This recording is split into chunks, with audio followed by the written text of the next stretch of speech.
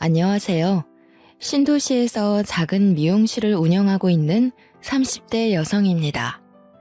한 달에 80만 원을 받으며 미용실 스텝으로 일했을 때는 항상 미용사들과 제 자신을 끊임없이 비교하며 하루빨리 미용사가 되어 가위를 잡고 싶어 했었는데요. 막상 미용사가 되어 두 손으로 가위질을 하면서 손님의 머리를 만지고 나니 그때가 얼마나 좋았던 시절이었는지 알게 되었네요. 비록 6평도 안 되는 작은 원룸방에 살면서 돈도 잘 벌지 못했지만 그래도 그때는 언젠가 잘 될 거라는 희망이 있었거든요.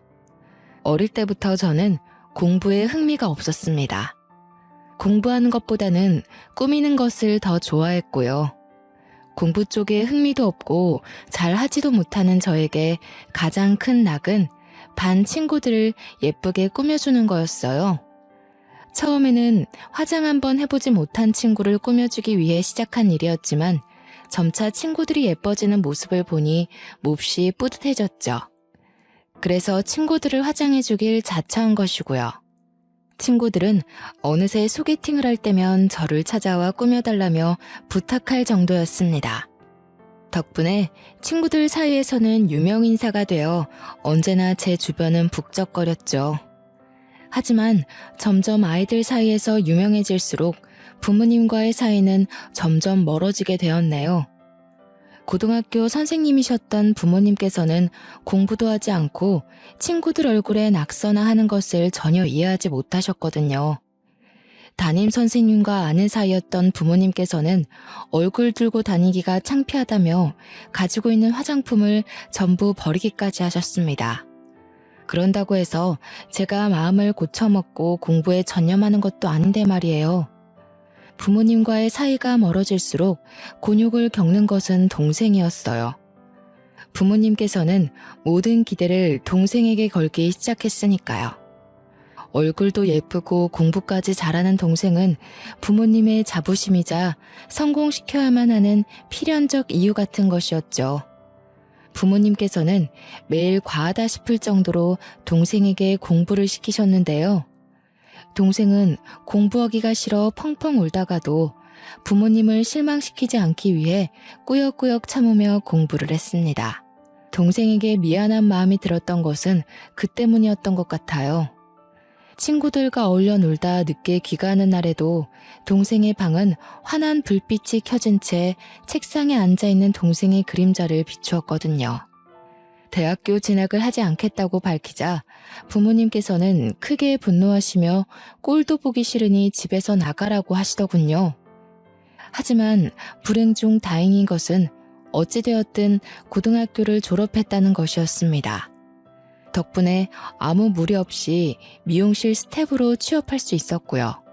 미용실 스텝으로 바닥에 널브러진 머리카락들을 쓸고 립스틱 자국이 묻은 컵을 닦을 동안 연년생이던 동생은 사범대학교에 입학을 했죠.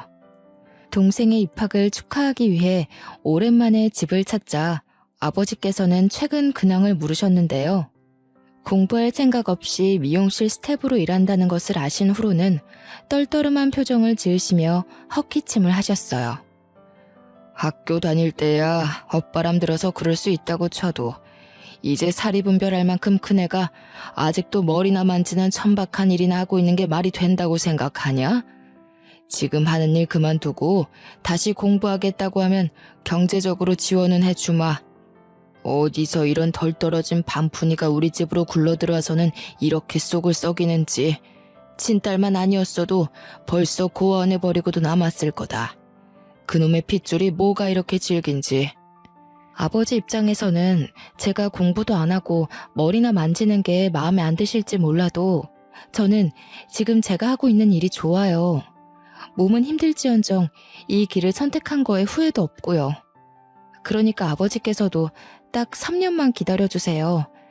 3년 후에도 아무 비전도 없고 설 자리도 없다면 그땐 아버지 뜻대로 공부해서 대학교에 갈게요. 3년이면 강산이 바뀌고도 남는 시간인데 다 늙어 빠져서 무슨 대학을 간다고 그러니? 얘는 자기가 언제까지나 이팔 청춘인 줄 알아요. 내가 그러니까 공부를 못하는 거 아니야. 셀 줄 아는 숫자라고는 하나밖에 없으면서 언제까지 그렇게 잘난 척 할 거야? 만약에 네가 가위 들고 설치는 게 적성에 맞아서 계속 한다고 치자. 그럼 네가 좋다고 설치던 그 가위질 몇 년 할 수 있을 것 같니?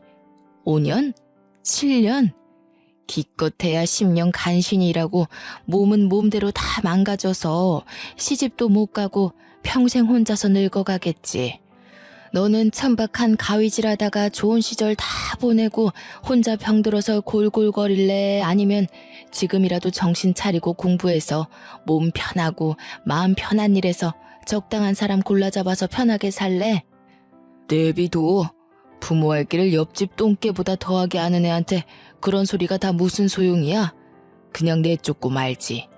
괜히 말만 하면 우리 입만 아파지니까 그냥 잠자코 있자고. 지도 겪어봐야 알지. 세상 돌아가는 게 얼마나 힘든지. 편하게 부모가 주는 밥만 얻어먹고 사내가 뭘 알겠어. 지 꼴리는 대로 하게 내버려둬. 혼자 설치다가 별 볼 일 없는 놈 만나서 고생 꽤나 하고 부모한테 손 벌려봐야 정신을 차리지. 두고 봐. 3년도 안 돼 망하고 집으로 다시 찾아올 테니까. 아무리 설득하려 해도 부모님께서는 입을 꾹 다문 채 미용사에 대한 험담만 늘어놓을 뿐이었어요. 미용사를 무시하는 것도 모자라 딸까지 모욕하는 부모님의 태도는 견디기가 힘들었고요.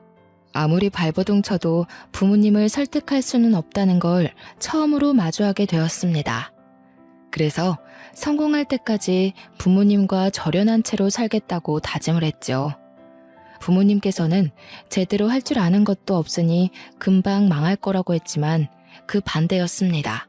열심히 일하면 밤만 되면 마네킹으로 머리를 자르던 저는 스텝 중 가장 먼저 미용사로 승진을 했거든요. 미용사가 된 후의 하루는 어떻게 보냈는지 잘 기억이 나질 않았어요. 그만큼 일에 미쳐서 살았으니까요. 유행에 뒤처지지 않기 위해 최신 잡지를 뒤적였고 퇴근을 한 후에는 무거운 졸음이 앉은 눈을 비비며 해가 뜨도록 연습을 했죠. 그 덕분에 하루가 다르게 손님들이 늘어갔고요. 단골 손님이 많아질수록 무거워지는 것은 지갑이었습니다. 미용실 원장님께서는 미용실에 있는 돈을 모두 긁어 모은다며 농담을 할 정도였죠. 미용사가 된 지 1년이 지나고 어깨며 허리는 부서질 정도로 아파왔지만 몸만 간신히 누울 수 있는 6평 원룸을 벗어난 것만으로도 그 모든 고통을 잊어버릴 수 있었네요. 경제적으로 자유로워지다 보니 전에는 없던 여유까지 생겼습니다. 하지만 그렇다고 스트레스가 없는 것은 아니었어요. 아직 미용사가 되지 못한 직원들부터 같이 일하는 동료들까지 질투를 받는 일은 허다했거든요. 그 중에서도 가장 많이 질투하는 것은 바로 1살 위 동료였죠. 같이 입사한 동기는 5살 위의 언니였는데요. 나이가 많아서인지 처음부터 저를 아랫사람처럼 깔보더군요. 자기가 할 청소나 설거지 같은 잡일을 떠넘기는 건 아무한테나 할 수 있는 일이 아니잖아요. 문제는 직장 동료의 이런 깔보기가 제가 미용사가 된 후에도 계속해서 이어졌다는 것이었습니다. 은근슬쩍 들고 있던 빗자루를 넘기며 자연스럽게 담당하고 있던 손님 또한 빼앗아갔죠. 그러던 중 사고가 발생했습니다. 파마를 예약한 손님에게 직장 동료가 멋대로 가위를 들어 단발로 잘라버린 것이었죠. 제일 중요한 일정인 결혼식을 앞두고 있던 손님은 길길이 날뛰며 직장 동료를 고소하겠다고 난리를 피웠는데요. 미용실 원장님까지 나와 사죄를 하고 머리가 다 자랄 때까지 붙임머리를 공짜로 해준다고 한 뒤에야 간신히 합의를 해줄 수 있었죠. 하지만 원장님께서 손님에게 석고대죄를 할 때에도 직장 동료는 자기가 무슨 잘못을 했는지 모르는 눈치였어요. 사과를 하는 것도 원장님이 시켜 억지로 하는 정도였습니다. 결국 참다 직장 동료를 따로 부르게 되었고요. 지금까지는 언니고 같이 입사한 동기라 참고 넘겼지만 이건 좀 심한 거 아닌가요? 미용사 자격증도 안 딴 사람이 어떻게 손님 머리를 만질 수가 있어요. 그것도 막무가내로 말이에요. 제가 거기서 얼마나 당황했는지 아세요? 정 손님 머리가 하고 싶었으면 티나 내지 마시던가요. 도대체 무슨 생각으로 파마하겠다는 고객님 머리를 허락도 없이 뚝 자른 거예요? 이번에 잘 넘어갔으니 망정이지 손님이 억하심정이라도 가졌으면 미용실 팡판 나빠지는 건 기본이고 미용실 문 닫았을 수도 있다고요. 아, 참. 사람 생긴 대로 논다더니 호박같이 생긴 게 불쌍해서 자기한테 어울리는 머리 해주겠다고 한 건데 억하심정 가지고 있을 건 뭐람? 왜 정연 씨도 호박같이 생겨서 그 손님 마음이 이해가 됐었나 봐. 그 손님 편을 드는 걸 보면. 정연 씨 지금 생각해보니까 웃긴다. 원장님도 가만히 있는 일을 왜 정연 씨가 나서서 난리야? 정연 씨가 미용실 원장이라도 되는 거야? 가위 좀 잡았다고 뭔가 단단히 착각하는 모양인데 나 정연 씨보다 5살 위 언니라고. 어려서 미용사 좀 됐다고 오냐오냐 해주니까 그저 기세만 등등해져서는 뭐라도 된 것처럼 구는데 착각하지 말고 새겨들어.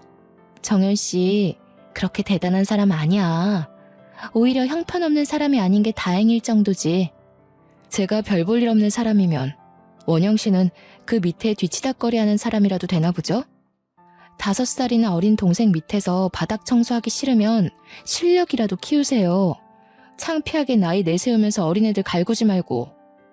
원영 씨, 그런 식으로 잘 달리고 있는 사람 발목 잡아서 넘어뜨리는 게 엄청 추해 보여요. 언니면 언니답게 제발 나이값 좀 하고 사세요. 심하게 말하려던 건 아니었지만 자기 잘못은 하나도 인정하지 않고 막말을 퍼붓는 직장 동료를 보니 화가 머리 꼭대기까지 나더군요. 그래서 의도치 않게 저 또한 같이 화를 내었죠. 하지만 후회는 없었습니다. 평소에도 아나무인으로 구는 직장 동료에게는 따끔한 조언이 꼭 필요했거든요. 제가 이렇게 세게 나올 걸 예상하지 못했는지 씩씩거리던 직장 동료는 그 자리에서 얼어 제 얼굴만 계속 노려볼 뿐이었어요. 반박하지도 못하고 잔뜩 눈살을 찌푸린 직장 동료의 모습을 보자 속이 다 시원할 지경이었죠. 그날 일이 있고 난 후 직장 동료는 대놓고 저를 무시하기 시작했습니다. 실력도 없으면서 돈으로 손님을 매수한다는 거짓 소문까지 퍼뜨리면서요. 예약 손님이 잡히기라도 한 날에는 손님들에게 남자 관계가 문란하고 머리도 못하는 미용사에게 왜 머리를 맡기지 말라며 험담하기 일쑤였죠. 처음에는 직장 동료의 질투라 생각하며 대수롭지 않게 생각했어요. 같이 일하는 다른 동료들 또한 티나게 일간지를 하는데 믿을 사람이 어디 있냐고 했고요. 하지만 그건 어디까지나 착각이었습니다. 단골 손님이 아닌 새로운 손님들은 직장 동료의 말에 홀라당 넘어가 줄줄이 굴비처럼 예약을 취소했으니까요. 그때서야 문제의 심각성을 깨달아 직장 동료에게 그만둘 것을 권유했는데요. 직장 동료는 비흡연자인 제 앞에서 담배까지 태우며 적반하장식으로 나오더군요. 어머, 왜 괜한 사람을 잡고 그래요. 불도 안 붙은 굴뚝에서 연기 나는 거 봤어요? 이게 다 정연 씨가 평소 행실을 안 좋게 하고 다녀서 그런 거 아니에요. 내가 한 일은 그저 손님들한테 자기 머리 해주는 미용사가 어떤 사람인지 알려준 것밖에 없다고요. 가위질도 잘하고 손님들한테도 싹싹하게 잘하는 사람이 왜 그랬을까? 싱글거리면서 꼬리치는 건 손님들한테만 했어야죠. 남자들한테 실실 웃음이나 흘리고 다닐 시간 있으면 바닥에 흘려있는 머리카락이나 제대로 치울 것이지. 이래서 자기 팔자 꼰다는 말이 괜히 있는 게 아니라니까. 가만히 있으면 중간이라도 가는 걸 꼭 살쳐서 바닥으로 떨어진다니까? 함부로 있지도 않은 사실 지어내서 험담하고 다녔으면서 사람이 어쩜 죄책감 하나를 안 가져요? 전에도 말했죠. 언니 노릇하고 싶으면 미용사 자격증이라도 따서 실력으로 붙으라고. 한 번만 더 이런 식으로 추잡한 소문 내면서 영업 방해하면 그땐 안 참고 명예훼손으로 고소할 거니까 조심하세요. 일도 안 하고 남자들한테 웃음이나 흘리고 다니는 게 누군데요. 원영 씨는 미용실 사람들이 바보인 줄 아세요? 원영 씨 나이도 있으니까 다른 미용실 취직하기도 어려운 거 알고 다 알아도 모른 척 눈 감아준 거라고요. 근데 이런 식으로 사람 편히 무시하고 계속해서 있지도 않은 사실 지어내서 영업 방해하면 그땐 안 참아요. 새파랗게 어린 게 눈깔이나 치켜뜨면서 뭐가 어쩌고 어째? 니까짓 게 안 참으면 뭐 어쩔 건데? 고소라도 하려고? 그래. 안 그래도 너 같은 거 눈에 가시 같아서 꼴도 보기 싫었는데 잘 됐네. 고소해. 나는 고소 당하는 즉시 전단지 만들어서 동네방네 뿌리고 다니면서 얼굴도 못 들게 다니게 해줄 테니까. 온 동네에 소문나면 이제 정연 씨한테 머리는 누가 받으려나? 지금이야 원장님 단물 빼먹으면서 그나마 단골 손님 받으며 사는 건데 온 동네에 소문나고 오면 그때도 지금처럼 손님이 많을까? 아마 단물 빠진 껌처럼 바닥에 뱉어질걸? 그때가 되면 아무리 제기하려고 사람들 발바닥에 달라붙어도 찢겨서 나가기만 하겠지. 그것도 더러운 소문을 덕지덕지 붙이고 있는 껌을 주워가고 싶은 사람은 세상에 없을 테니까. 직장 동료는 그렇게 말하면서 앞으로 실장에게 꼬리치면 죽는다고 말을 했습니다. 혼자 발광하면서 날뛰는 직장 동료를 보니 미친 사람에게는 약도 없다는 말이 정말 가슴에 와닿더군요. 그래서 차라리 이렇게 입씨름할 바에는 명예훼손으로 고소하는 게 더 나을 것 같다는 생각을 했네요. 그 후 직장 동료는 투명인간 취급을 하면서 실장에게 눈에 띄게 들이댔어요. 실장은 직장 동료에게 딱 선을 그었지만 직장 동료는 정신을 못 차린 건지 아니면 머리에 나사 하나가 빠진 건지 계속해서 실장에게 들이댔죠. 실장에게는 결혼을 약속한 오래된 여자친구가 있는데도 말이에요. 결혼식을 준비 중이던 실장이 여자친구를 자랑할 때마다 직장 동료는 자기가 훨씬 낫다며 실장의 여자친구를 깎아내렸습니다. 그러면서 밥을 먹을 때도 실장이 옆에 딱 달라붙어 손수 반찬을 밥 위에 올려주는 등 평범한 사람이라면 하지도 못할 행동을 했죠. 직장 동료의 이런 행동에 불편해지는 건 미용실에서 일하는 사람들이었어요. 직장 동료는 별 대수롭지 않게 행동했지만 옆에서 지켜보는 저희는 조마조마하게 가슴을 졸였습니다. 직장 동료는 일에 지장이 있을 정도로 실장을 따라다녔거든요. 원장님은 직장 동료를 잘 타일러 실장에 대한 마음을 접게 하려 했지만 직장 동료의 행동은 나아지지가 않았어요. 갈수록 같이 일하던 미용사들의 불만은 점점 더 커져갔고요. 일이 이렇다 보니 미용실 원장 또한 하는 수 없이 직장 동료에게 해고 통보를 했네요. 그러자 직장 동료는 왜 자기를 해고하냐며 악다구니를 쓰기 시작했습니다. 잘못한 사람은 따로 있는데 내가 왜 일을 그만둬요? 잘못한 사람은 따로 있는데 왜 제가 회사를 나가야 되냐고요. 내가 이런 꼴 보려고 여기서 뼈 빠지게 일하면서 버틴 줄 아세요? 괜한 사람 남자 많다고 소문내고 손님 머리 망쳐서 미용실 평판 깎아먹고 잘못한 걸로만 따지면 우리 미용실에서 원영 씨 따라올 사람은 없는 것 같은데 일손도 부족하고 같이 일하던 정이 있어서 몇 번이고 잘못해도 넘어갔지만 이제는 못 그래. 남자에 미쳐서 여기저기 분탕질하면서 흙탕물 만드는 사람이랑은 상종하고 싶지도 않아. 미용실에서 나가면 제발 남 탓 좀 그만하고 자기 자신 좀 돌아봐. 자기가 얼마나 형편없고 이상한 사람인지 말이야. 사랑하는 게 나쁜 건 아니잖아요. 원장님도 저처럼 남자 꼬드겨서 지금 남편 만났을 거면서 왜 저한테만 이러세요? 분탕질이요? 그럼 여기 있는 직원들은 깨끗하다는 말씀이신 건가요? 사생활 다 캐보세요. 여기서 깨끗한 사람이 어디 있나. 나 절대로 그냥은 못 나가요. 아니, 안 나가요. 다른 사람들 같으면 최소한 자기 사생활 문제 자기가 지킬 수 있는 선에서 끝내지. 원영 씨처럼 회사까지 추잡하게 끌고 오지 않아. 여기 있는 사람들 원영 씨 말대로 사생활 캐보면 떳떳한 사람 없을 수도 있어. 사랑이 죄도 아니고 말이야. 근데 이건 마음에 있는 사람이 미혼일 때 이야기지. 원영 씨 사랑만 중요하고 그 사람 배우자 행복은 쓰레기같이 하찮은 게 아니잖아. 나는 남의 가정 파탄 내면서까지 뻔뻔하게 얼굴 들고 다니는 사람이랑 같이 일하고 싶지 않아. 미안하지만 이제 우리 미용실에서 나가줬으면 좋겠어. 원장의 설명에도 직장 동료는 왜 자기가 미용실을 그만두어야 하냐며 억울해서라도 계속 미용실에 다닐 거라고 하더군요. 그러자 원장은 자꾸 이런 식이면 영업 방해로 경찰을 부를 거라고 말을 했습니다. 날뛰던 직장 동료도 경찰은 무서웠는지 잠잠해졌고요. 결국 직장 동료는 그날 이후 미용실에서 얼굴도 볼 수 없게 되었죠. 직장 동료가 사라진 미용실은 전과는 비교할 수 없을 만큼 화목했어요. 또한 열심히 일하며 직장 동료가 망쳐놓은 평판을 올리기 위해 노력했는데요. 원래부터 단골 손님들 사이에서 실력이 있기로 유명했기 때문에 평판을 회복하는 건 그리 어려운 일이 아니었네요. 그렇게 계절이 변하는지도 모를 만큼 바쁜 나날을 보내던 중 시큰하기만 했던 손목의 통증은 팔 자체를 들 수 없을 만큼 심해졌어요. 병원에 가자는 의사는 인대에 너무 무리가 가서 그런 거라고 했습니다.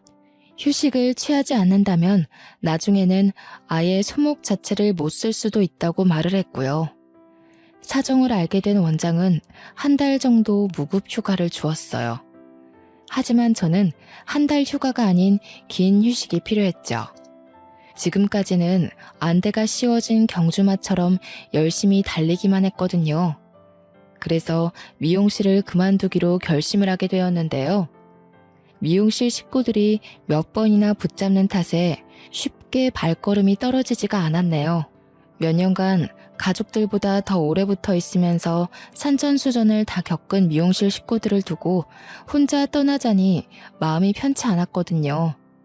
처음에는 출근을 해야 하는 오전에 침대에 누워있는 것 자체가 어색했습니다. 어떨 때는 아직 꺼놓지 않은 알람벨 소리를 듣고 벌떡 일어나 세수를 하고 출근 준비를 한 적도 있었고요. 쉬기 위해 한 퇴사가 오히려 독이 되어 마음속에 불안을 키운 것이었어요. 그래서 마음을 고쳐먹기로 결심했죠. 그동안 즐기지 못했던 휴식을 즐기기 위해 퇴사한 것인데 쉬지도 못하고 전전긍긍하면서 허비하기에는 시간이 너무 아까운 거잖아요. 그래서 억지로라도 가벼운 옷을 입고 동네 산책로를 돌기도 하고 점심을 먹을 오후에 일어나기도 하면서 여유로운 생활을 하기 위해 노력했습니다. 그리고 카페에 가서 커피 한 잔과 케이크를 시키고 책을 읽으며 여유를 부리니 그동안 얼마나 일에 치여 살았는지 알게 되었죠. 전에는 커피의 향을 느낄 새도 없이 근처 카페에서 파는 제일 진한 커피를 들이부으며 일을 했으니까요. 하지만 한편으로는 쓸쓸하기도 했네요. 혼자 누리는 여유도 좋았지만 친구들이나 가족들과 화기애애하게 앉아있는 다른 사람들을 보면 쓸쓸함이 느껴지기도 했거든요. 가족들과도 의절을 하고 요 몇 년간 일에만 집중한 저에게는 친구가 없었거든요. 친구들 혹은 가족들과 즐거운 시간을 보내는 모습을 훔쳐보며 참 후회가 되더군요. 아무와도 연락하지 않고 몸이 망가질 정도로 일에만 매달리던 과거가 말이에요.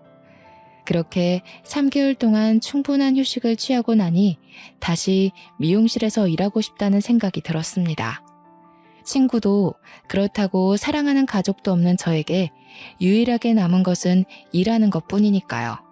처음에는 다시 일하던 미용실로 들어갈까 생각도 했지만 좀 더 생각을 해보니 차라리 내 가게를 차리는 게 나을 것 같다는 확신이 들더군요. 다행히 일을 하면서 착실하게 돈을 모았기 때문에 가게를 차릴 여유 자금도 충분했고요. 그 후 괜찮은 매물을 찾기 위해 발바닥에 물집이 잡힐 정도로 열심히 뛰어다녔는데요. 좋은 중개인을 만난 덕에 다행히 괜찮은 빠른 시일 내에 괜찮은 매물을 발견할 수 있었습니다. 건물은 오래된 것에 비해 관리가 잘 되어 있었고 월세도 다른 곳에 비해 저렴했어요. 바로 계약을 할 정도로 건물의 내부 또한 깔끔하게 정리가 되어 있었고요. 계약서를 작성한 후 모든 신경은 미용실에 가 있었어요. 틈만 나면 인테리어 잡지와 인테리어 홈페이지를 수시로 들락날락거리며 어떻게 상가를 꾸밀까 고민을 하게 되었죠. 하지만 업체에서 원하는 방향의 인테리어를 요구하기에는 정해진 예산은 적었습니다. 그래서 인테리어를 직접 하기로 마음을 먹었고요. 업체의 도움을 최소한 받는 방향을 잡고 발벗고 나서 상가를 꾸미기 시작했는데요. 망할 것 같다는 걱정과 달리 결과물은 흡족했습니다. 10평 남짓 작은 미용실이었지만 화이트 컬러로 몰딩 작업을 한 탓에 미용실 자체는 평수보다 넓어 보이는 효과를 주었죠. 또한 나무 소재의 가구를 쓴 탓에 가게는 다른 미용실에는 없는 따뜻한 느낌이 물씬하게 드러났고요. 개업한 첫날은 생각보다 더 떨리더군요. 미용실의 문을 열고 손님을 기다리는데 맞잡은 두 손이 미끄러질 만큼 손바닥에서는 땀이 났어요. 아마 첫 예약이 잡혀서 더 그랬던 것 같습니다. 미용실에서는 눈 감고도 할 수 있을 정도로 쉬웠던 예약이었지만 막상 내 가게에서 잡는 예약이라서 그런지 처음 미용을 했을 때만큼 심장이 떨려왔어요. 하지만 그만큼 두근거리는 마음 또한 가득 찼네요. 하지만 예약 손님이 미용실 안으로 들어오자마자 저는 얼어붙을 수밖에 없었습니다. 기대를 품고 있던 그것도 개업 후 처음 맞는 예약 손님은 바로 직장 동료였거든요. 직장 동료 또한 미용실에 들어오다 제 얼굴을 보고 깜짝 놀라더군요. 그러더니 배를 잡으며 박장대소를 하기 시작했습니다. 그러고 나선 이번에 계약한 세입자가 저냐고 물어보더군요. 그렇다고 하니 직장 동료는 눈꼬리에 맺힌 눈물을 닦으며 자기가 이 상가 건물주라고 하더군요. 믿고 싶지 않았어요.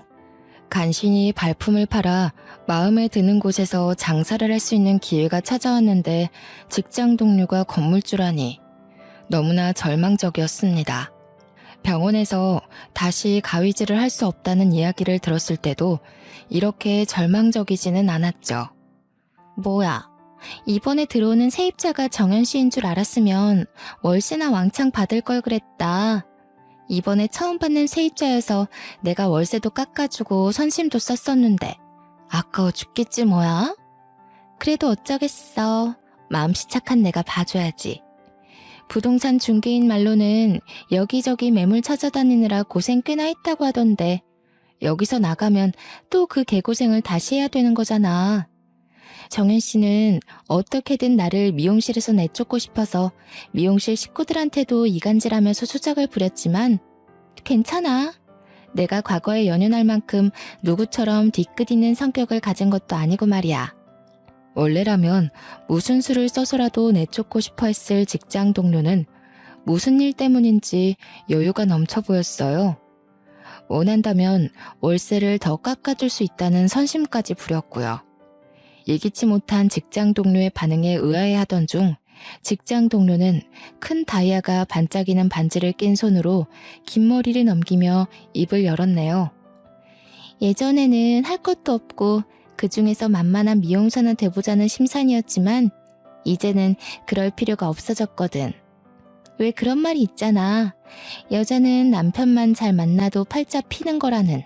부자 남편의 좋은 시댁까지 만난 내가 천박하게 다른 사람 머리나 만지는 게 더 보기 안 좋은 법이잖아. 남 이 상가까지 줬는데 일한다고 설치는 꼴도 우습고 말이야. 안 그래? 꼴을 보아하니 아직 남편은커녕 남자친구도 못 만난 것 같은데 내가 선심 쓸게. 정연 씨가 어디 가서 부자 남자를 만나서 호강하겠어. 그냥 평생 남의 뒤통수 보면서 가위질이나 하면서 살겠지. 그냥 우리 가게에서 오랫동안 일하면서 내 쇼핑비나 입금해주면서 살아. 만약에 나이 40 먹고도 우리 상가에서 미용실 하면서 살면 내가 그때는 우리 집 주방 가위를 선물로 줄게. 미용하는데 가위가 다 거기서 거기잖아? 그럴 일은 없을 거예요. 저도 빨리 자리 잡고 넓은 평수 딸린 상가 얻어서 미용실 차릴 거거든요. 어찌됐든 결혼하신다니 축하드려요. 원래부터 일하는 것도 다른 사람들이랑 어울리는 것도 싫어하셨는데 참 잘 됐네요. 우리 이렇게 된 이상 각자 위치에서 잘 지내봐요. 어머, 사람 일이 마음먹은 대로만 되면 자살하는 사람은 왜 있고 노숙자 된 사람은 왜 있겠어? 나야 뭐 이제 부자 남편 만나서 고생할 일 없고 100만 분의 1 확률로 남편이 하는 사업이 망했다고 해도 이 상가에서 나오는 새바다 먹으면서 살면 그만이지만 정현 씨는 아니잖아. 큰 사업 하는 것도 아니고 꼴랑 미용실 운영해서 큰 돈 벌 수 있는 것도 아니고 말이야. 코딱지만한 미용실에서 돈이 벌려봐야 얼마나 벌리겠어. 정년이 보장된 것도 아니고. 세상에, 정현 씨 이러다가 손도 꼬부라지고 허리도 꼬부라져서 할머니 될 때까지 일하는 거 아니야? 아, 미안. 웃으려던 건 아닌데. 정현 씨가 할머니 돼서도 근처 쪽방 살면서 가위질할 생각하니까 웃겨서 말이야. 정현 씨 인생도 참 불쌍하다. 집에 빽이 있는 것도 아니고 그렇다고 얼굴이 예뻐서 좋은 남자 만날 수 있는 것도 아니고 그래도 뭐 어쩌겠어. 다 팔자대로 사는 거잖아.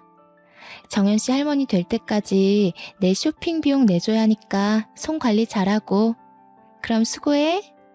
자기가 입은 명품 옷이며 가방 액세서리를 자랑하던 직장 동료는 미용실 안을 둘러보더니 머리는 비싼 청담동에 가서 하는 게 좋겠다며 5만 원짜리를 바닥에 던지고 갔어요. 참 억울했습니다. 직장 동료의 불행을 바랬던 것은 아니지만 누구보다 열심히 살지 않았던 직장 동료가 잘 사는 모습을 보니 우라가 치밀어 올랐죠. 다시금 공들여 완성한 인테리어를 보고 촌스럽다며 비웃던 직장 동료의 경박스러운 웃음소리가 거슬려 고막을 씻어내고 싶은 생각도 들었고요. 하지만 그보다 더 기분이 나쁜 것은 직장 동료가 바닥에 던지고 간 5만 원짜리였습니다. 직장 동료가 매긴 저의 가치는 딱 5만 원짜리였던 것이니까요. 고개를 숙여 한참을 바닥에 떨어진 5만 원짜리를 보자 울컥 눈물이 차올랐어요. 눈물이 떨어진 5만 원짜리는 금방 촉촉하게 젖어갔죠. 5만 원짜리를 들어올리자 심사임당의 얼굴 부분은 이미 알아볼 수 없을 만큼 번져 있었어요. 프린팅이 흐려진 신사임당의 얼굴은 보이지 않는 미래 같았죠. 그래서 흐물흐물해진 5만 원을 구겨 쓰레기통에 집어넣었습니다. 물론 5만 원이 큰 돈인 것은 맞았지만 직장 동료의 비웃음이 담긴 돈을 지갑에 넣고 싶지는 않았거든요. 그 후 직장 동료는 매일같이 미용실에 출근 도장을 찍으며 가게에 놀러 왔어요. 정확히는 저를 괴롭히러 온 것이었죠. 손님들의 머리를 손질하고 있을 때도 아랑곳하지 않고 불러 커피가 식었다며 다시 타오라고 하는 것도 모자라 갑자기 가게를 돌아다니며 청소를 깨끗이 하라고까지 했으니까요. 열심히 일하며 주변에서 제법 인지도 있는 미용실이 되었지만 직장 동료의 행포에 더 있을 수가 없었습니다. 집에 가도 커피를 빨리 타오라는 직장 동료의 환청이 들렸고 급기야는 원형 탈모까지 오게 되었죠. 스트레스를 견딜 수 없어 직장 동료에게 상가를 나간다고 했는데요. 그러자 직장 동료는 적반하장식으로 보증금을 못 돌려준다고 했어요. 이미 보증금을 투자하는데 다 써버렸다면서요. 그러면서 직장 동료는 새로 장만한 듯한 비싼 명품 가방을 보란듯이 메고 다녔네요. 하다 돈 문제로 거짓말까지 하는 직장 동료의 만행을 정말 참을 수가 없었어요. 그래서 소송을 해서라도 보증금을 돌려받겠다고 한 거고요. 그러자 직장 동료는 앞으로는 가게에 오지도 않고 괴롭히지도 않을 테니 제발 소송만은 걸지 말아달라고 하더군요. 결혼식이 얼마 남지도 않았는데 남편이 이 사실을 알면 학을 뗄 거라면서요. 정말 어이가 없었네요. 사람을 궁지에 몰아넣어 괴롭힐 때는 언제고 자기가 조금이라도 불리해지자 바로 불쌍한 척을 하다뇨. 직장 동료는 그날 이후 하루가 멀다 하고 미용실 앞으로 찾아와 제발 이 일을 조용히 넘어가자고 했습니다. 자기가 월세도 줄여주고 미용실 근처에도 오지 않겠다면서요. 고민을 하던 중 결국 상가를 빼지 않기로 마음먹었어요. 직장 동료만 오지 않는다면 아무 문제가 되지 않았거든요. 후 직장 동료는 정말 미용실 근처에도 얼씬거리지 않았어요. 며칠간은 불안한 마음을 가지고 몇 번이고 창문 밖을 내다보기도 했지만 그것도 잠시 일주일을 지켜봐도 직장 동료의 모습은 머리카락 한 톨도 찾아볼 수가 없었죠. 그때서야 안심을 하며 다시 일상으로 돌아갈 수 있었습니다. 3달이라는 시간 동안 건강이 얼마나 중요한 것인지를 알게 되었는데요. 그 때문에 미용실이 어느 정도 자리를 잡은 후에는 예약제로 손님을 받으며 개인의 시간이 있는 삶을 보내기 위해 노력했네요. 예약제로 바꾼 후부터는 수입이 조금 줄기는 했지만 여전히 많은 손님이 미용실을 찾아주셨기 때문에 개인 시간도 보내며 전보다 더 나은 컨디션으로 감사하며 일을 하게 되었죠. 그렇게 휴식과 일하는 것이 적절히 섞은 1년을 보내자 몸과 마음은 전과는 비교도 할 수 없을 만큼 평온해졌어요. 개인 시간을 보내며 요리와 보드타기 등 여러 가지 취미 활동을 가지며 많은 사람과 교류를 하자 하루하루가 더 즐겁고 보람차게 느껴졌거든요. 그러던 중 의외의 사람에게 전화가 왔습니다. 바로 여동생이었어요. 여동생과는 5년 만에 전화통화였는데요. 여동생은 근황을 물으며 미용실을 열었다고 하자 축하한다며 자신이 미용실로 온다고 하더군요. 6년 만에 만난 여동생은 저만큼이나 많은 것이 바뀌어 있었어요.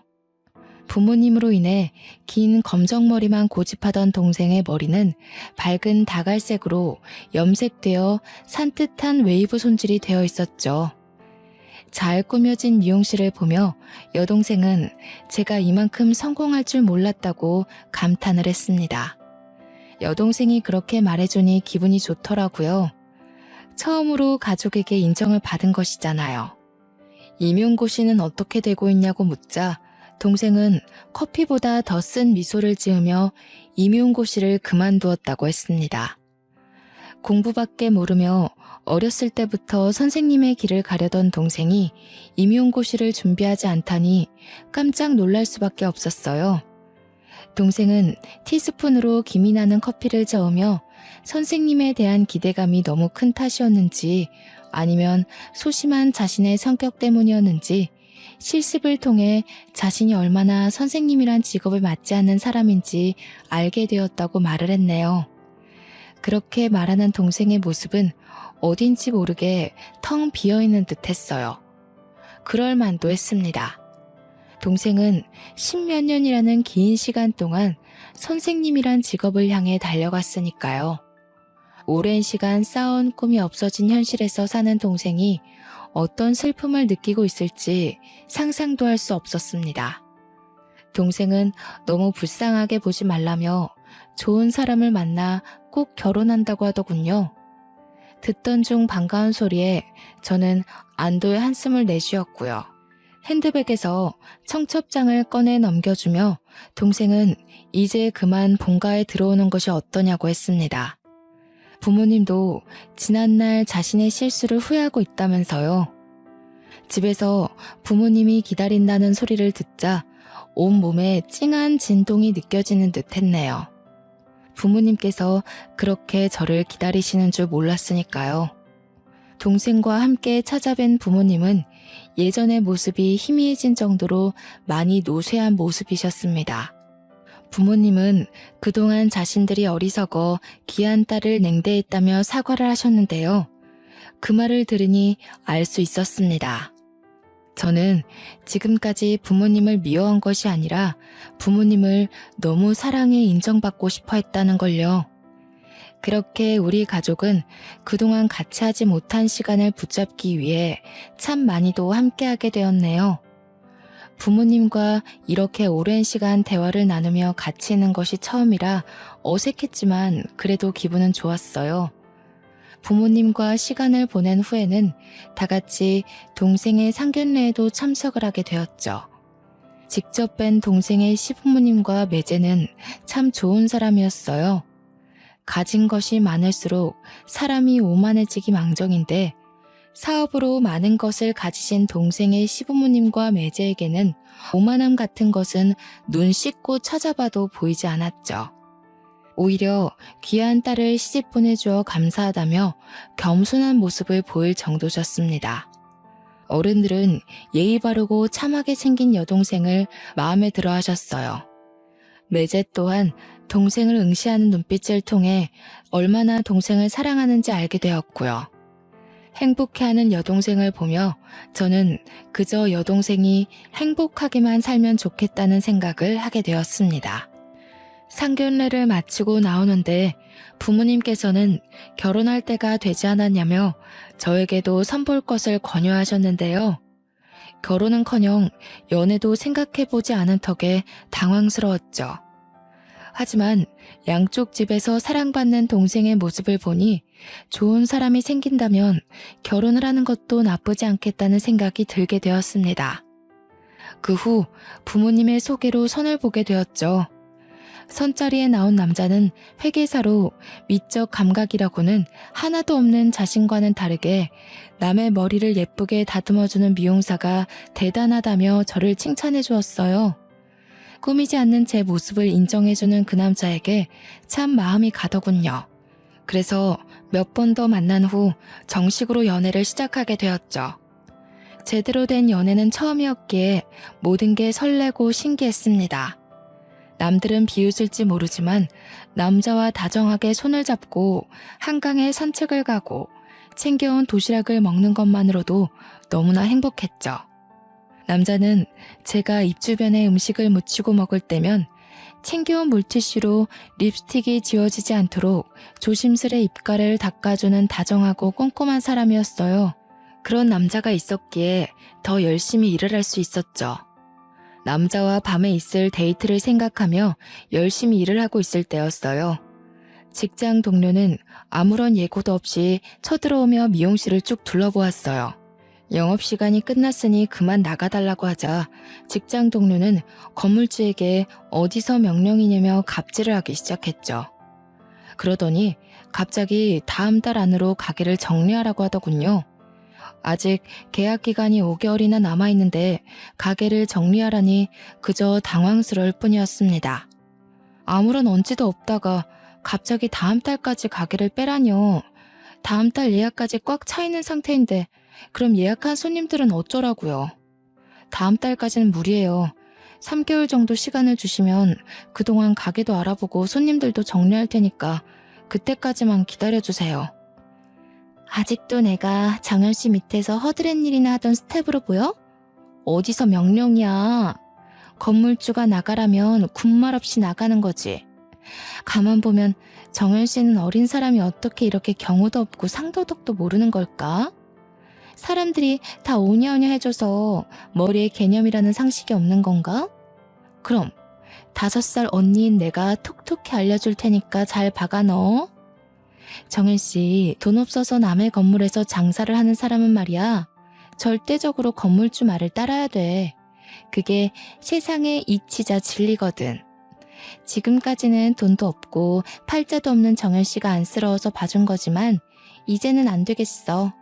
친구가 그러더라고. 잘 맞지도 않은 사람 동정심 때문에 끼고 돌면 들어올 사람도 안 들어오고 건물도 재수 없어진다고. 곰곰이 생각해보니까 친구 말이 맞지 뭐야? 정현씨가 이 건물에 들어온 1년 사이 다른 가게들은 줄줄이 폐업하면서 장사가 하나도 안 됐거든. 내가 아무리 정이 넘치는 사람이라지만 도움도 안 되고 내 돈이나 까먹는 사람을 옆에 둘 필요가 없잖아. 안 그래? 다른 가게들이 장사가 안 되는 게 왜 저 때문인지 전혀 이해가 가질 않는데요. 앞에 있던 백반집은 계속해서 상한 식재료로 만든 음식 손님들한테 내놓다가 걸려서 망한 거잖아요. 옆에 있던 카페는 사정이 말도 안 되는 가격으로 커피를 팔아서 얼마 가지도 않아서 문을 닫은 거고요. 상가에 들어오는 가게들이 줄줄이 망하는 걸 탓하고 싶으시면 아무 생각 없이 장사한다고 턱하니 상가 계약한 사장들을 탓해야죠. 없이 장사하겠다는 사람들 상가 계약하게 해준 건 원영씨지 제가 아니잖아요. 고작 2천만 원 들고 와서 장사한다고 설친 거지가 어디다 대고 큰 소리야?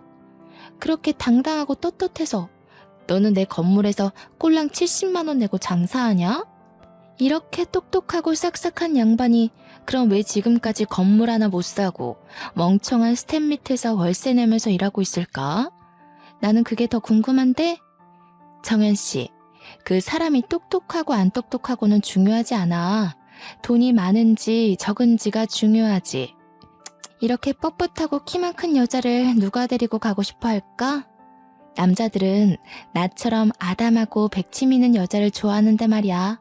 정연 씨는 이미 남자 만나기는 글러먹은 것 같은데? 직장 동료는 자신 같은 스타일이 인기가 많다며 고독사하지만 않으면 다행이라고 비꼬았습니다. 그 말을 들으니 내려져 있던 손에는 있는 힘껏 주먹이 쥐어졌죠. 홧김에 만나는 사람이 있다고 하자 직장 동료는 비웃음으로 입꼬리를 한껏 올린 후 눈동자를 아래 위로 굴리기 시작했어요. 정연 씨, 혹시나 걱정돼서 하는 말인데 인터넷으로 만나서 채팅이나 하고 전화나 하면서 연애한다고 큰 소리 치는 건 아니지? 나는 진짜 정연 씨가 걱정돼서 그래. 왜 사람이 너무 일만 해서 미치면 헛것도 보고 머리가 돌아서 이상해진다고 하잖아. 정연 씨도 그러지 않을까 해서. 매일 사람 정수리나 보면서 머리나 감기고 가위질이나 하는데 정신이 온전할 리가 있겠어? 그게 아니고 진짜로 남자를 만나서 연애를 한다고 해도 조심해야 돼. 어디 멀쩡한 놈이 정연 씨 만나려고 하겠어? 다 벼룩에 간 빼먹듯이 정연 씨 몇 푼 되지도 않는 돈 빼먹으려고 할걸? 그리고 내 눈에 안 띄게 조심해. 멀대같이 키만 크고 멋도 없는 정연 씨만 보다가 나 보면 반할지도 모르잖아. 직장 동료는 남자친구가 자기한테 반해서 따라다니지 않게 조심하라고 하더군요. 멀쩡한 애인을 바람둥이 취급하는 직장 동료의 반응은 정말 참을 수가 없었습니다. 그래서 당장 미용실을 빼고 나간다고 말을 했고요. 홧김에 미용실을 정리한다고는 했지만 걱정이 이만저만이 아니었어요. 하루에도 12번 부동산을 들락날락거려도 괜찮은 매물은 보이지 않았거든요. 부모님께 상의를 하자 부모님께서는 매제에게 고민을 털어놓으셨어요. 그러자 매제는 자기네 건물을 들어오라며 말을 했고요. 마침 신도시에 분양받은 상가 한 곳이 비었는데 잘 됐다면서요. 매제는 월세도 대폭 깎아주며 상가를 편하게 이용하라고 했습니다. 매제 덕분에 좋은 상가를 싼 가격에 들어갈 수 있게 되어 다행이라고 생각을 했죠. 갈 곳이 정해진 후 빠르게 가게를 정리했어요. 그리고 가게 정리가 다 끝나갈 때쯤 직장 동료는 어떤 남자와 팔짱을 끼고 가게 안으로 들어왔죠. 자세히 보니 그 남자는 전 미용실 실장이었어요. 깜짝 놀라하자 직장 동료는 실장을 자기야라고 부르더군요. 눈이 마주치자 실장 또한 놀랐는지 얼음이 되었는데요. 실장에게 결혼을 한 것이 아니냐고 묻자 실장은 전 여자친구와 성격 차이로 헤어지고 혼자 지내던 중 직장 동료에게 연락이 와 우연한 계기로 사귀게 되었다고 하더라고요. 분명 결혼 약속을 잡고 예비 신랑에게 상가를 받았다고 했었는데 이상한 느낌이 들었습니다. 하지만 이미 가게로 정리하고 나가는 마당에 괜한 싸움을 하고 싶지 않아 말을 아꼈죠.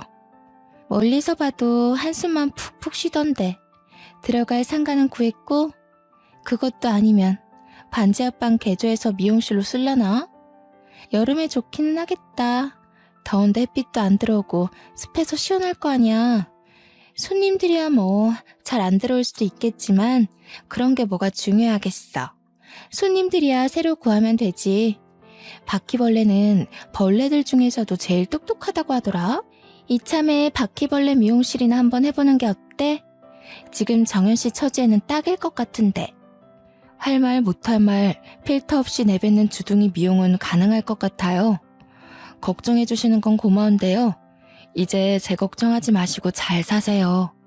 저도 신도시에 좋은 상가 자리가 나서 거기서 미용실 새로 오픈하기로 했거든요. 어머, 그거 길게 가봐야 알지. 혹시 알아? 금방 장사하기도 전에 망해서 또 빈 상가 될지. 그 건물주한테 정현 씨 들어오기 전에 상가에 소금이라도 한 바가지 뿌리라고 해. 그렇게라도 액땜을 해야 되지 않겠어? 워낙 재수없는 사람인데 서로 조심하면 좋잖아. 직장 동료는 여전히 안이 꼽게 대했지만 모든 걸 무시했네요. 이미 끝난 마당에 더 난리쳐봐야 서로 좋을 게 없잖아요. 더군다나 더 좋은 곳으로 상가를 이전하게 되었으니 더 잘된 일이라고 생각을 했고요. 매제의 상가로 이사를 간 후에는 정말 좋은 일만 가득하기를 빌고 또 빌었어요.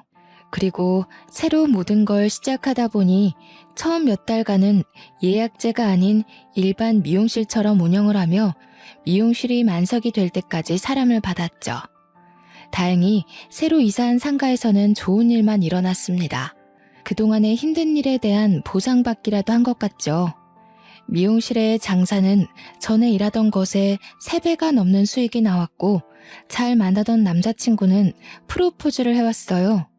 물론 둘 다 조금 더 결혼 자금을 모아야 했기 때문에 당장 결혼을 할 수는 없었지만 둘 다 똑같은 곳을 보고 열심히 달려가고 있다는 것만으로도 안심이 되었고 행복했죠. 그리고 동생과도 더 돈독한 사이가 되었습니다.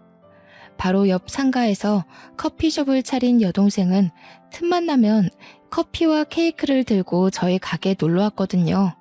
그렇게 행복한 몇 달이 지나고 여동생의 결혼식 당일이 되었는데요. 잡혀있는 예약을 취소하고 아침 일찍부터 동생을 따라 결혼식장에 가려고 했지만 동생은 일찍 와봤자 할 것도 없다며 그냥 예식 시간에 딱 맞게 오라고 하더군요. 여동생의 완강한 거부로 계약 한 건을 받게 되었죠. 예약된 손님을 받고 나가려고 하는데 저의 가게 앞에는 직장 동료가 와 있었습니다. 정말 질긴 인연이었어요. 직장 동료는 알게 모르게 거머리처럼 끈끈하게 달라붙어 엉켜왔으니까요. 직장 동료는 하도 SNS에 머리를 잘한다고 광고가 떠와 봤더니 또 너냐며 질린다는 표정으로 저를 쳐다보았어요. 여동생의 결혼식인 만큼 싸우기 싫었던 저는 시비 걸 거면 그냥 가라고 말을 했죠. 그러자 직장 동료는 중요한 일이 있으니 쓸데없는 소리 하지 말고 머리 손질이나 하라고 하더군요. 하는 수 없이 직장 동료가 원하는 스타일로 머리 손질을 하고 있을 때였어요.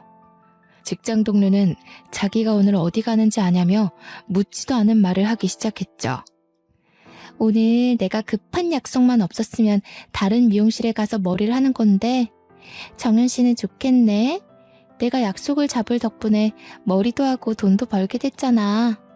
그놈의 결혼식이 뭐길래 이렇게 사람 피를 말리는지. 파혼만 안 했어도 그 자리는 오늘 내 자리인단 말이야. 나랑은 결혼 생각도 없으면서 홀랑 다른 여자랑 결혼할 생각을 하는 거 보면 남자들은 돈이 많으나 적으나 참 속이 없어.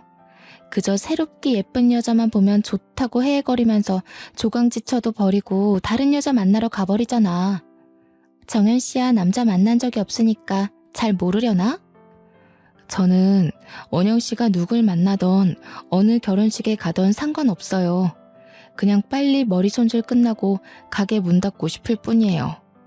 결혼식까지 못 간 거면 성격이 문제든 외모가 문제든 파혼한 이유가 있겠죠. 세상 남자들 모두가 새롭게 예쁜 여자만 좋아하지는 않잖아요. 정현 씨는 참 이런 거 보면 남자 안 만나본 티를 낸다니까. 이렇게 남자 마음을 몰라서야. 정현 씨는 나중에 절에서 만나게 되겠다. 결혼도 못하고 늙어서 손가락도 못 움직이게 되면 절에 들어가서 비군이나 할 거 아니야. 어쨌든 파혼한 남자가 다른 여자랑 히덕거리면서 결혼식을 올리는 걸 그냥 두고 보라고? 절대 못 그러지. 나도 못 가지는 걸 누구 좋으라고 그냥 내비둬? 똥이라도 뿌려서 아무도 못 가져가게 만들어야지.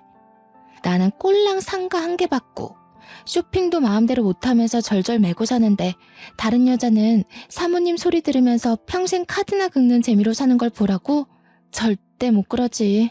직장 동료의 말에 온몸에 소름이 돋았어요. 못되고 자기밖에 모르는 걸 알고 있긴 했지만 죄 없는 사람의 인생까지 망치면서 사리사욕을 채우는 사람인 줄은 몰랐거든요. 그러면서 직장 동료는 이번에 결혼할 여자를 내연녀로 몰아 이 결혼을 부셔버리겠다고 했습니다. 그 말을 듣는데 정말 여건만 된다면 그 여자 파혼한 남자에게 이 모든 사실을 알려주고 싶을 정도였어요. 그렇게 직장 동료의 말을 흘려들으며 무심코 쇼핑백을 보았을 때였어요. 거기에는 잘 보이지 않았지만 동생의 사진이 붙어 있었죠. 환하게 웃고 있는 동생 사진 옆에는 빨간색으로 천하에 제일 가는 내연녀라고 적혀 있기도 했고요. 뭐야, 정연씨, 머리 똑바로 안 해? 비싼 돈까지 주면서 1시간이나 걸려서 여기까지 왔는데 내가 정연씨한테 이런 거지 같은 대우 받으면서 머리 손질을 받아야 돼? 어디에 한눈이 팔려서 머리 하나 제대로 못하는 거야. 돈 받기 싫어? 굼뜨게 그러고 있지 말고 빨리 머리나 잘 다듬어. 흐트러지기라도 하면 알아서 해.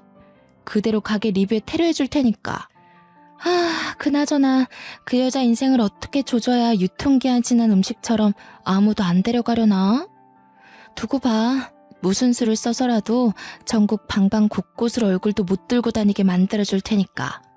아마 얼굴 들고 다니려면 전신 성형이라도 해야 할걸? 직장 동료의 말도 안 되는 행동에 저도 모르는 사이 어금니를 꽉 깨물게 되었어요. 아무 죄도 없는 동생을 희대의 내연녀로 만들다니. 절대로 있을 수 없는 일이었죠. 이성을 유지하려고 했지만 직장 동료는 계속해서 동생을 어떻게 만들지 떠들어댔고 결국 화를 참을 수 없던 저는 가위 대신 바리깡을 들고 직장 동료의 뒷머리를 밀어버렸네요. 직장 동료는 어깨 밑으로 후드득 떨어지는 자신의 머리카락을 보며 고함에 가까운 비명을 지르며 그 자리에서 펄쩍 뛰기 시작했습니다. 그래서 저 또한 소리쳤죠.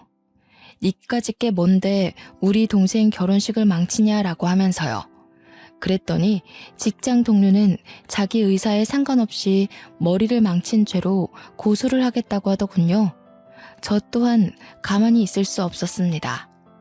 결혼식 앞둔 손님 머리 가위로 댕강 잘라버린 게 누군데 이제 와서 고소한다는 말 같지도 않은 소리를 해댈까? 나도 잘 어울릴 것 같아서 일부러 바리깡으로 뒷머리에 고속도로 길 내준 건데 왜? 직접 당하니까 기분이 더러워? 너같이 할 줄 아는 거라고는 아무것도 없으면서 그저 남 잘 되는 꼴은 배 아파서 못 보는 사람한테는 바리깡도 아까워. 네가 뭐가 그렇게 잘나서 내 동생 결혼식을 망치는데? 어떤 거지 같은 여자가 내 남자친구 꼬드겨서 데리고 가나 했더니 네 동생이었어? 이래서 피는 못 속인다고 하나 봐. 재수없는 것까지 똑같잖아. 동생년이 남의 남자 뺏어갔으면 바닥에 엎어져서 싹싹 빌어도 모자랄 판에. 뭐? 바리깡도 아까워?